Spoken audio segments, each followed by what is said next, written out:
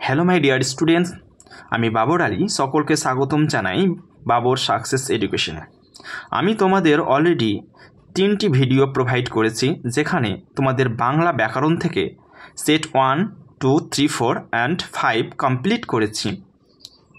আজকে আমি set 6 page নম্বর 160 ও set 7 complete করব।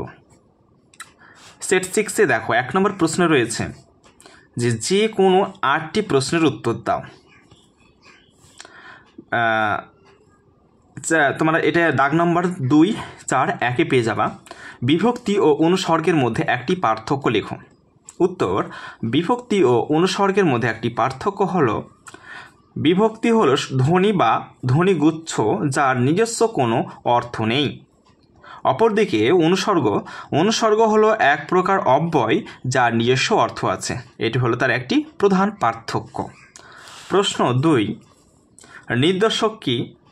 একটি উদাহরণ দাও।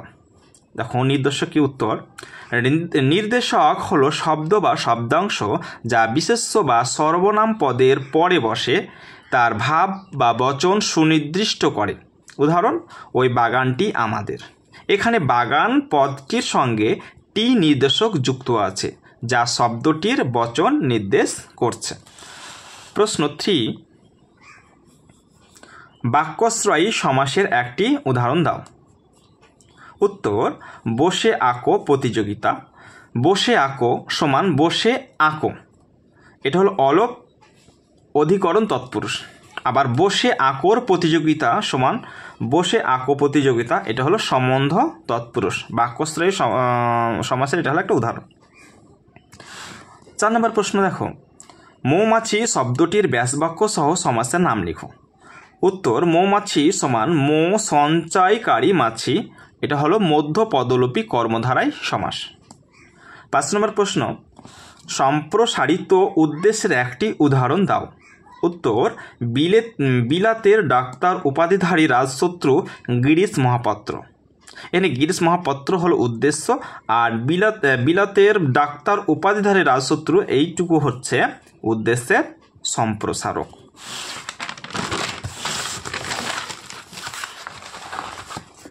আচ্ছা, প্রশ্ন নাম্বার 6, যে রক্ষক সেই ভক্ষক, বাক্যটি সরল বাক্যে পরিণত করো। উত্তর: সরল বাক্য হলো রক্ষকই ভক্ষক। প্রশ্নটা ইম্পর্টেন্ট, মনে রাখবে।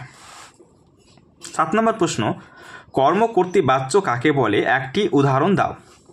উত্তর: যে বাচ্চে কর্তৃপদ থাকে না, কর্মপদই কর্তৃপদের মতো কাজ করে বলে মনে হয়, তাকে কর্মকর্তৃবাচ্য বলে।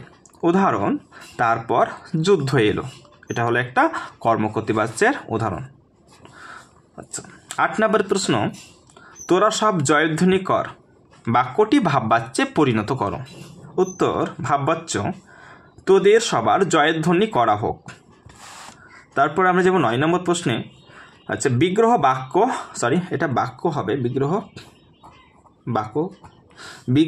কাকে বলে? উত্তর: ব্যাস বাক্যের অপর নাম হচ্ছে বিগ্রহ বাক্য। অর্থাৎ সমাসবদ্ধ পদকে ভাঙলে বা ব্যাখ্যা করলে যে বাক্য বা বাক্যাংশটি পাওয়া যায় তাকে বিগ্রহ বাক্য বলে। যেমন নীল পদ্ম সমান নীল যে পদ্ম, এই নীল যে পদ্মটা হচ্ছে বিগ্রহ বাক্য। নেক্সট প্রশ্ন 10 নম্বর, ঘাস জন্মলো রাস্তায়, চিহ্নিত পদটির কারক ও বিভক্তি নির্ণয় করো। তাহলে চিহ্নিত পদটি হচ্ছে রাস্তায়। উত্তর: রাস্তায় অধিকরণ কারকে অন্তঃস্থ বিভক্তি। এবার আমরা সেট 7 পেজ নম্বর 185 1 নম্বর প্রশ্ন রয়েছে, শূন্য বিভক্তি কাকে বলে? যেটা সেট 1-এ প্রশ্ন নম্বর 1-এই ছিল, যার কারণে আমি রিপিট করছি না উত্তরটা। তারপর 2 নম্বর প্রশ্ন রয়েছে, সম্বন্ধ পদকে কারক বলা হয় না কেন? এটাও আমি সেট 3-তে করেছি, 3 নম্বর প্রশ্নে ছিল প্রশ্নটা। তারপরে 3 নম্বর প্রশ্ন দেখো, এসো যুগান্তরের কবি, চিহ্নিত পদটির ব্যাসবাক্য সহ সমাসের নাম করো।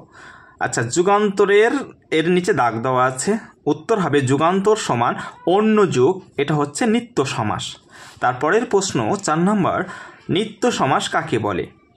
উত্তর, যে সমাসের ব্যাসবাক্য হয় না অথবা ব্যাসবাক্য করতে হলে অন্য পদের সাহায্য গ্রহণ করতে হয় তাকে নিত্য সমাস বলে। যেমন নীল গাই সমান নীল গাই, এটা হলো নিত্য সমাস। 5 নম্বর প্রশ্ন, মধ্য পদলোপী কর্মধারয় সমাসের একটি উদাহরণ দাও। উত্তর, হাত ঘড়ি সমান হাতে পরিবার ঘড়ি, এটা হচ্ছে একটা মধ্য পদলোপী কর্মধারায় সমাসের উদাহরণ। 6 নম্বর প্রশ্ন, বৃষ্টির মধ্যে ছেলেরা মাঠে খেলছে, গঠনগত দিক থেকে এটি কোন শ্রেণীর বাক্য? বৃষ্টির মধ্যে ছেলেরা খেলছে, উত্তর হবে দেখো বৃষ্টির মধ্যে ছেলেরা মাঠে খেলছে, এটি হবে সরল বাক্য, কারণ এখানে খেলছে একটাই মাত্র সমাপিকা ক্রিয়া আছে, যেটা সরল বাক্যের একটা বৈশিষ্ট্য। 7 নম্বর প্রশ্ন দেখো, বিশ্বকবি রবীন্দ্রনাথ ঠাকুর গীতাঞ্জলি কাব্য রচনা করেন, বাক্যটির উদ্দেশ্য বিধেয় অংশ চিহ্নিত করো। উত্তর দেখো বিশ্বকবি রবীন্দ্রনাথ ঠাকুর এটা হচ্ছে উদ্দেশ্য, গীতাঞ্জলি কাব্য রচনা করেন এটা হচ্ছে বিধেয়।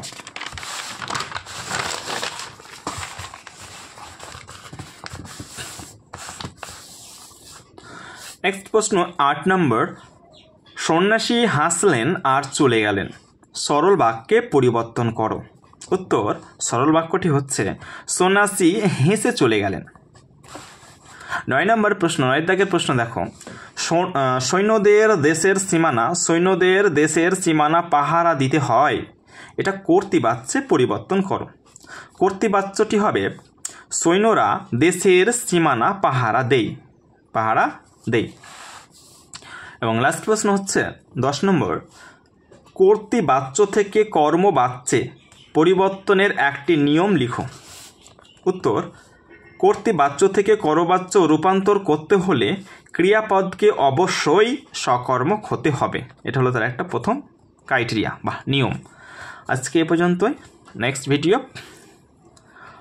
আমরা এরপরে আজকে এটা করলাম 7, এরপরে 8 এবং 9 বা 10 পর্যন্ত আমি কমপ্লিট করব। তো আজকে এ পর্যন্ত যা হোক, যাদের ভিডিওটা দেখে যারা উপকৃত বলে মনে হচ্ছে তারা অবশ্যই তোমার বন্ধুদের সঙ্গে ভিডিওটা শেয়ার করো এবং অবশ্যই একটা লাইক করো।